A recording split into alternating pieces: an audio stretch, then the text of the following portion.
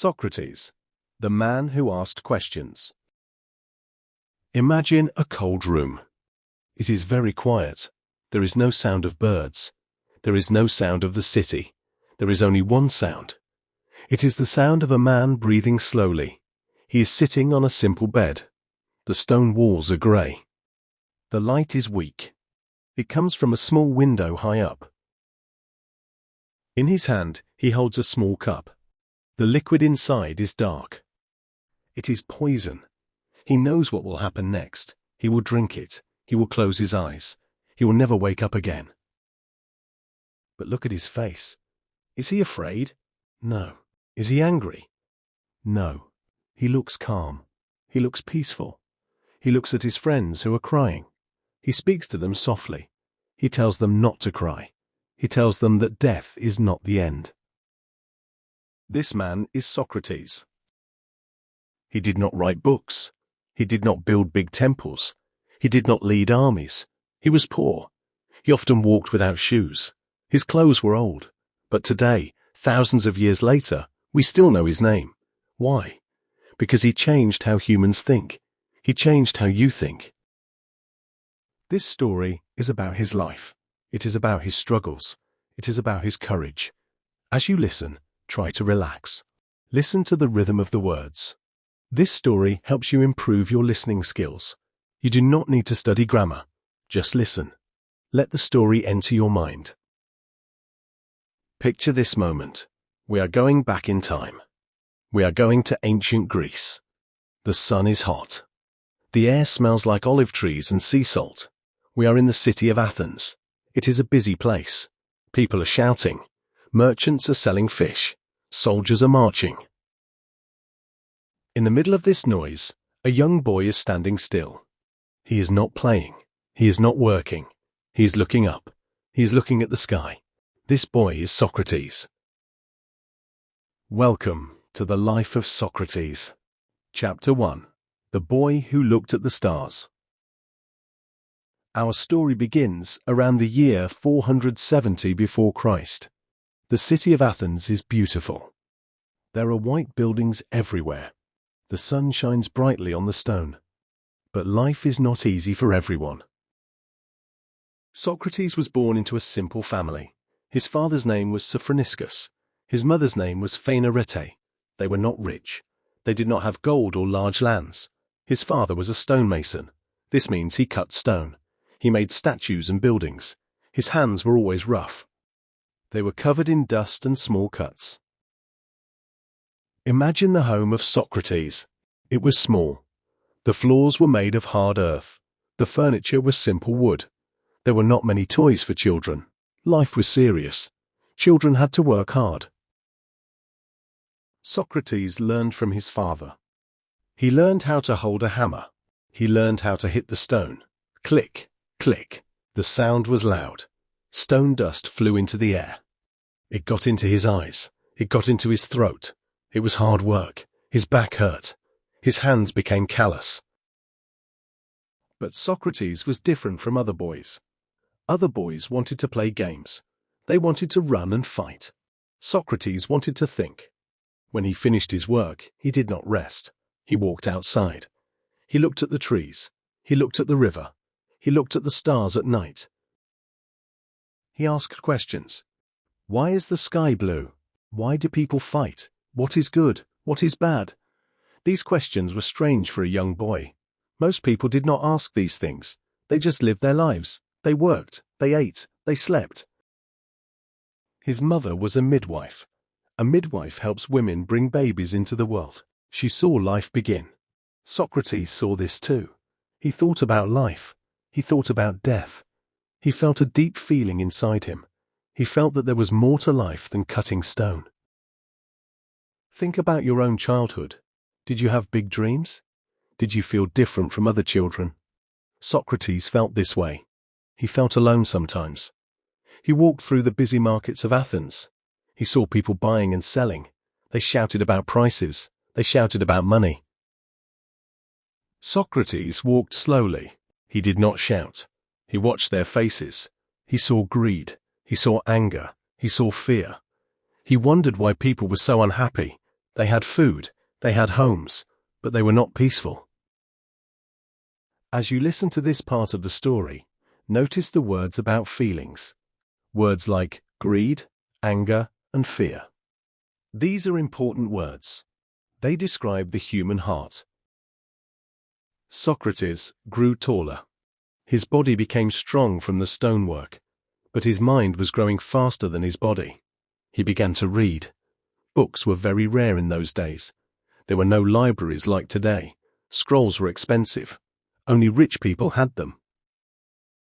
Socrates found ways to listen to wise men. He went to public places. He listened to teachers. He heard them speak about the gods. He heard them speak about nature. But he noticed something. The teachers disagreed with each other.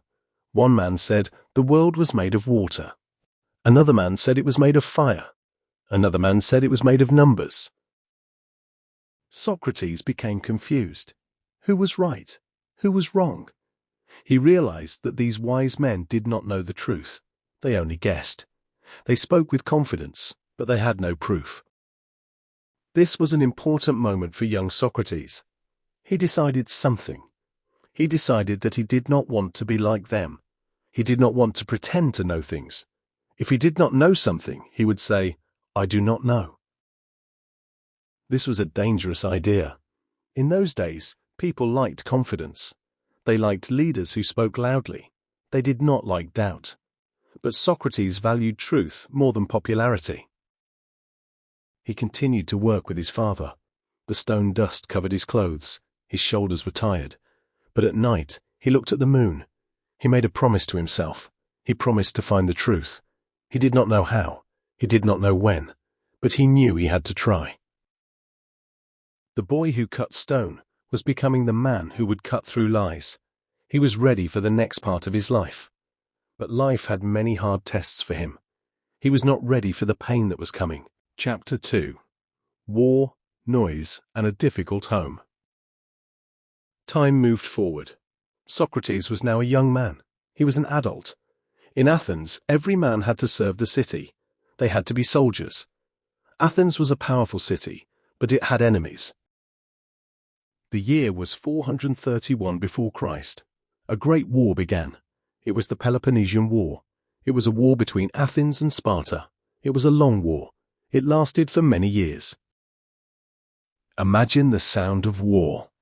Drums beating, swords clashing, men shouting in pain. The air smelled like smoke and death. Socrates was a soldier. He was not an officer. He was a regular infantryman. He wore heavy armor. It was hot. The sun burned his skin. He carried a large shield. It was made of wood and bronze. It was very heavy. He marched for many days. His feet blistered. He slept on the hard ground. He ate simple food. Often he had no food at all. He felt hunger. It was a sharp pain in his stomach. But even in war, Socrates was different. Soldiers usually fought with anger. They fought for glory. They wanted to kill the enemy. Socrates fought to protect his friends. He was brave, but he was also calm. There is a famous story from this war. Socrates was in a battle near a place called Potidæa. The Athenian army was losing. Soldiers were running away. They were scared. They left their weapons on the ground. Socrates did not run. He walked away slowly. He carried his shield. He watched the enemy. He looked calm. He looked like a lion. The enemy soldiers saw him. They were afraid to attack him. They thought he had a trap. They thought he was too confident. So they let him go. Because of this, he saved a young man. The young man's name was Alcibiades. Alcibiades was rich and handsome. He would become a famous leader later. But in this moment, he was hurt. He was on the ground. Socrates stood over him. Socrates fought off the enemies. He carried Alcibiades to safety. This shows the character of Socrates. He did not care about money. He did not care about fame. He cared about doing the right thing. He cared about saving a life. Think about this. When you are in danger, what do you think about? Do you think about yourself? Or do you think about others? Socrates thought about others.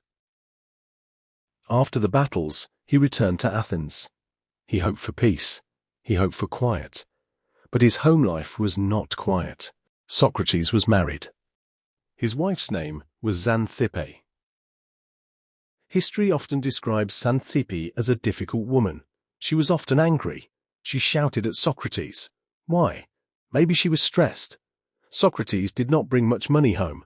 He did not focus on work. He focused on thinking. He walked around the city talking to strangers. Imagine coming home after a long day. You are tired. You want rest. But your house is loud. Your wife is shouting. She says you are lazy. She says you are foolish. She says you do not care about your family. This was Socrates' life. Many people feel this way. Life at home can be hard. Relationships can be painful. Socrates did not fight back with anger. He listened. He stayed calm. Once, Xanthippe shouted at him for a long time. She was very angry. Then she threw a bucket of water on his head. He was wet. His clothes were soaked. People on the street laughed. They thought it was funny. They waited for Socrates to get angry. But Socrates smiled. He said something very clever. He said, "After thunder, there is always rain." He did not fight. He used humor. He used patience. This was his way. He believed that anger was a weakness. He believed that controlling your emotions was strength. This part of his life was a struggle. He was a hero in war, but he was misunderstood at home. He was a father, but he spent more time with strangers than his children. This was his failure. He knew this. He felt guilt sometimes. But he felt a calling. He felt that he had a mission. He could not stop. The questions in his mind were too loud. He had to go out into the city. He had to speak. As you listen, notice how I describe his feelings. Words like guilt, patience, and calling. These words help you understand his heart. Socrates was getting older. His hair was turning grey. His face had many lines. He had seen death in war. He had seen anger at home. He had seen greed in the market. He knew much about life, but he still felt he knew nothing. He needed a sign. He needed to know if his path was correct. He needed to know if his thinking was useful. He decided to visit a holy place. He decided to ask the gods. This decision changed everything. It was the turning point.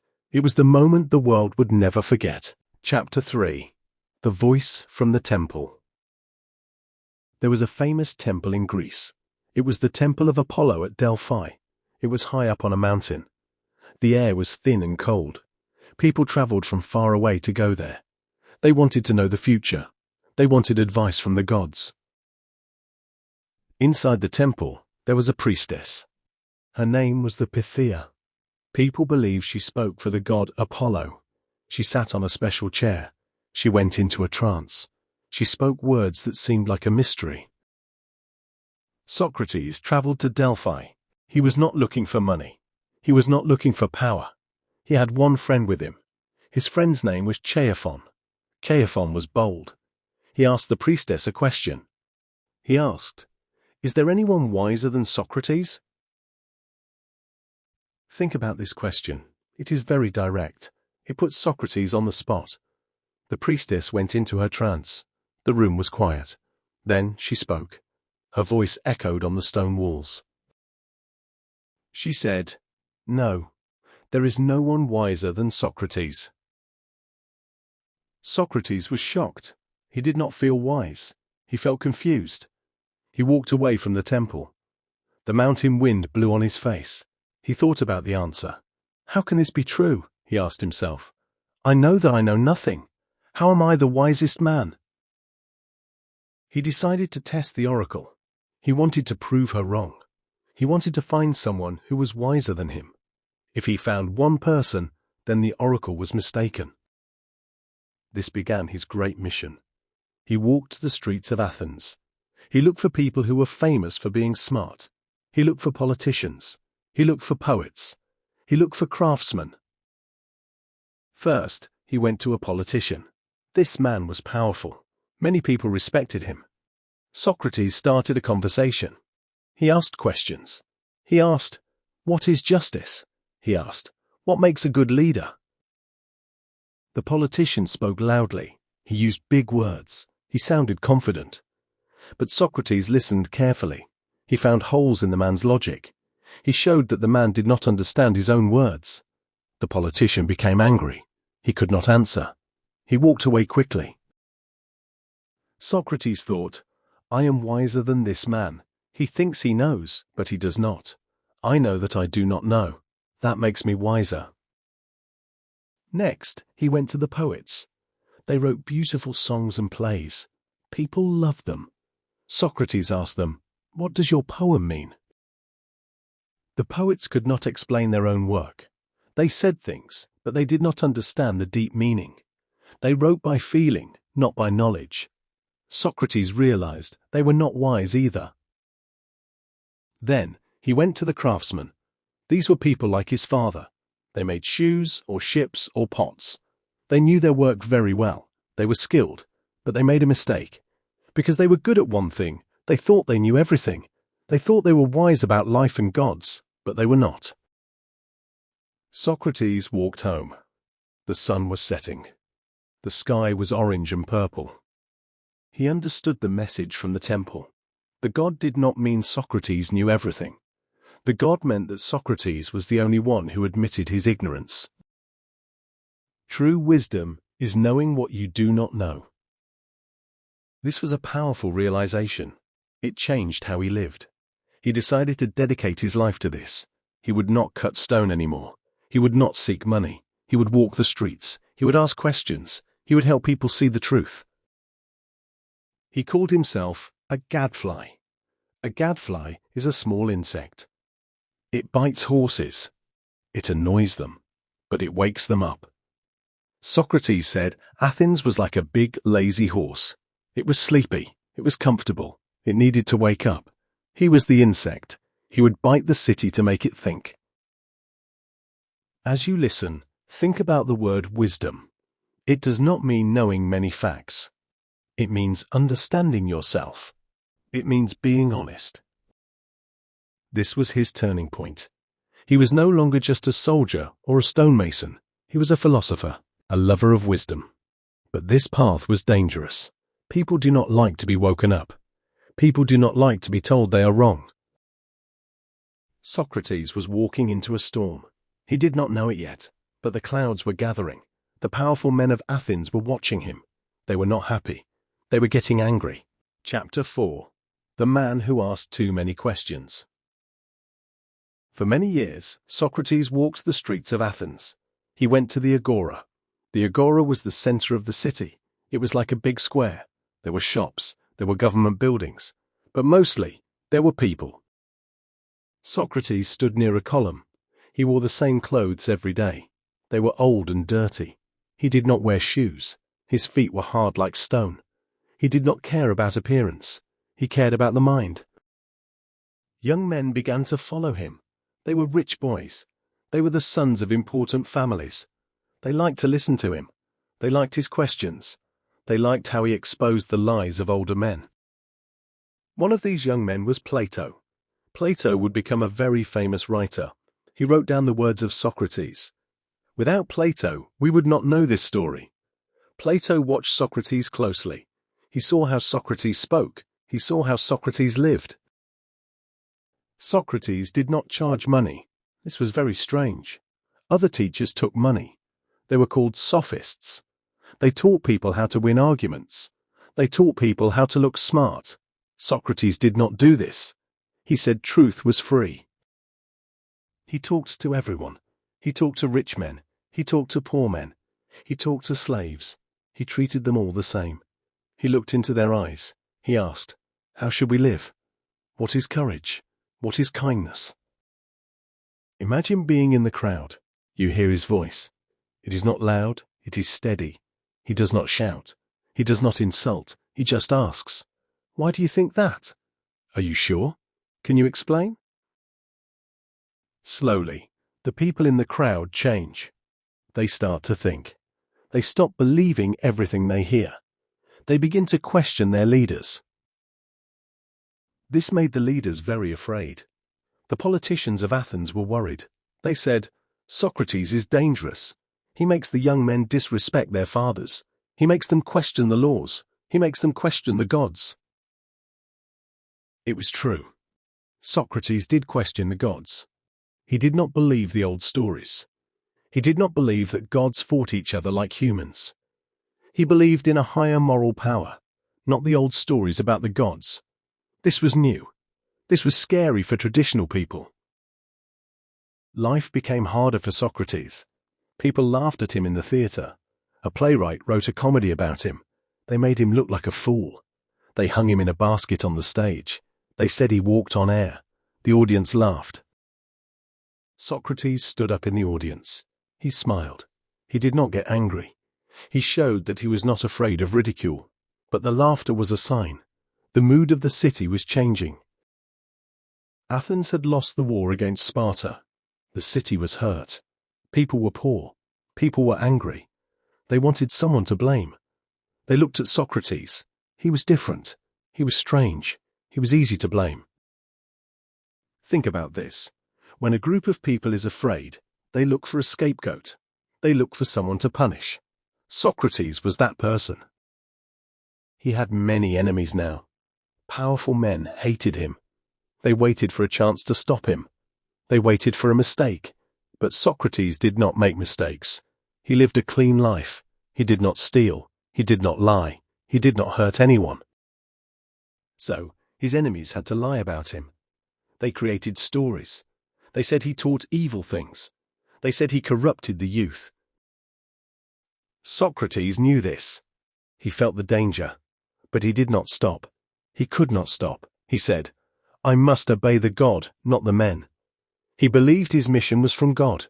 He had to keep asking questions, even if it cost him his life.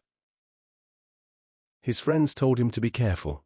They said, "Socrates, stop talking to the politicians. Stop annoying them. Save yourself." Socrates answered, "A good man does not think about death. He only thinks about whether he is doing right or wrong." This is a strong lesson. Do not live in fear. Live with courage. Do what is right. As you listen, notice the word courage. It does not mean no fear. It means acting, even when you are afraid. Socrates was afraid. He was a human, but he chose his duty over his safety. The tension in Athens grew. The air felt heavy. People whispered in the markets. They pointed at Socrates.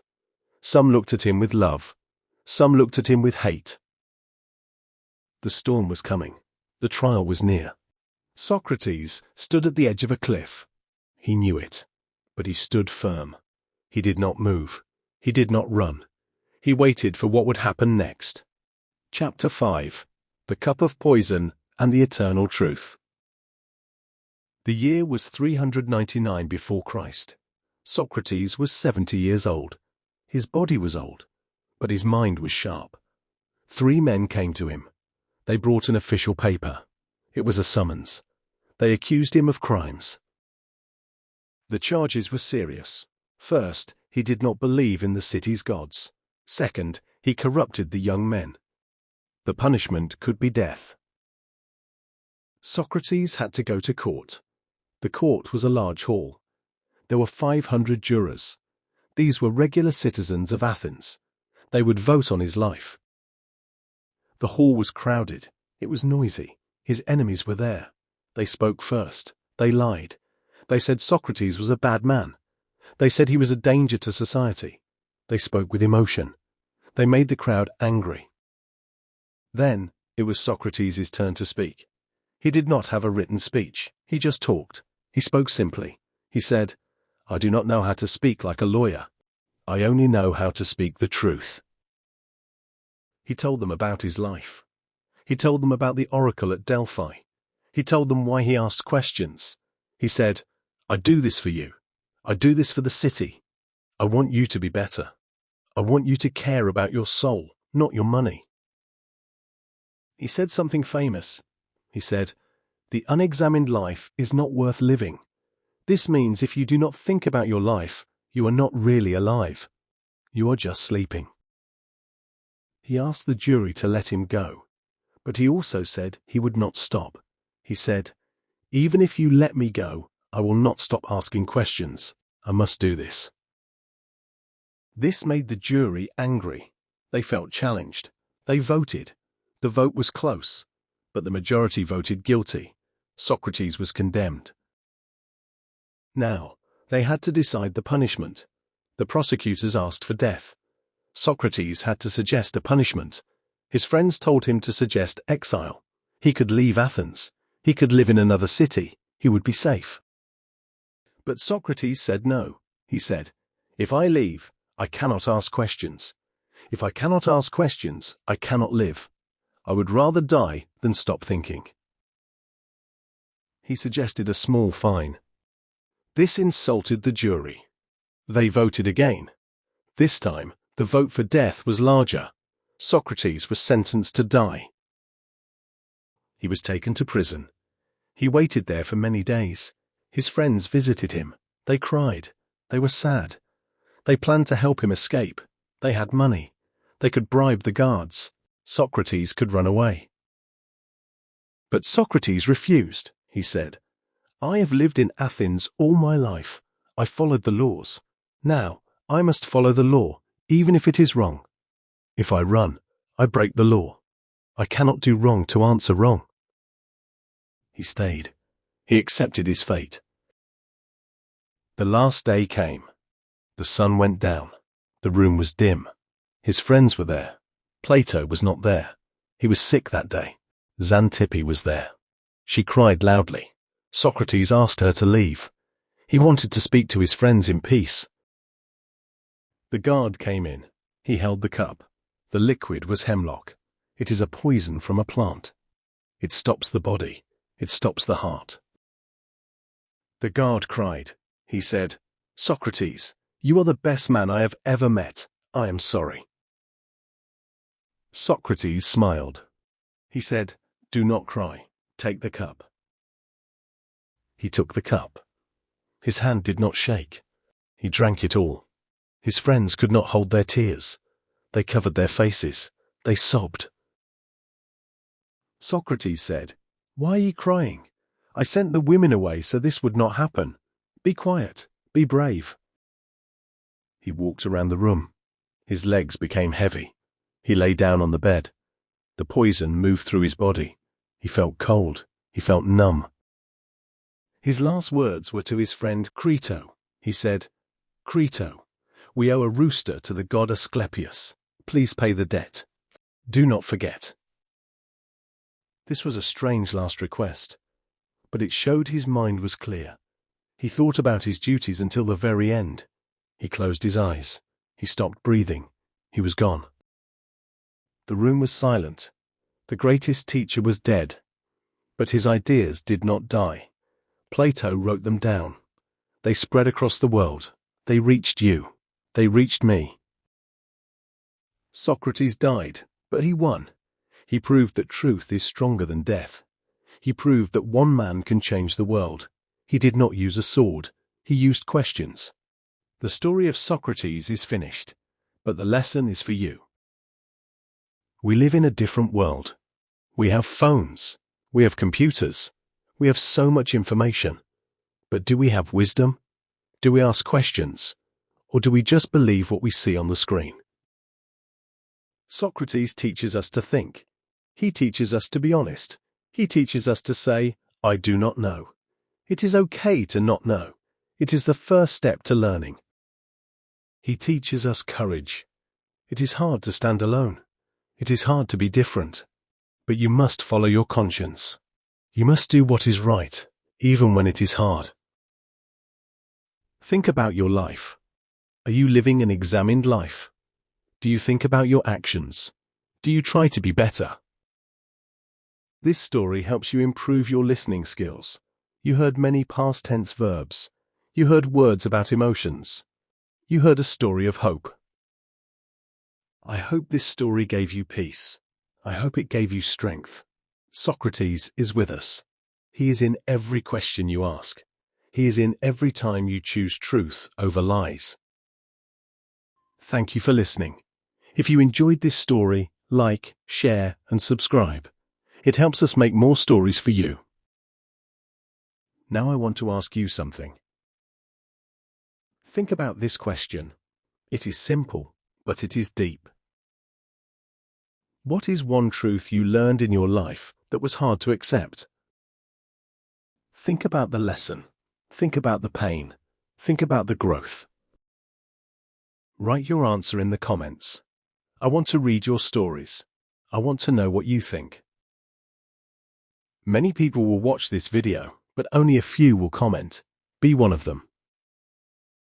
Your voice matters. Your story matters. Just like Socrates, your life has meaning. Thank you for being here. Until next time, keep learning, keep thinking, keep growing.